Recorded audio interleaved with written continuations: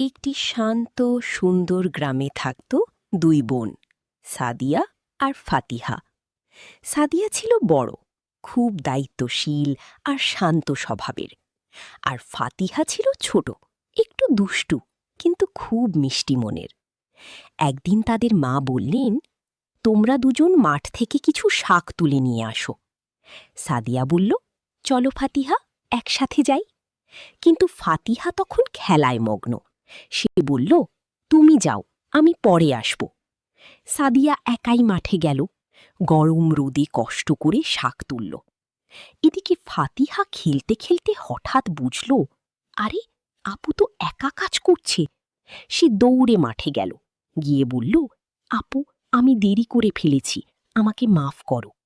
সাদিয়া হাসি মুখে বলল, কোনো সমস্যা নেই, এসো আমরা একসাথে করি। দুজন মিলে কাজটা খুব দ্রুত শেষ করল। ফিরে আসার পথেই তারা গল্প করতে করতে হাসতে লাগল। বাড়ি ফিরে মা সব বুঝতে পারলেন।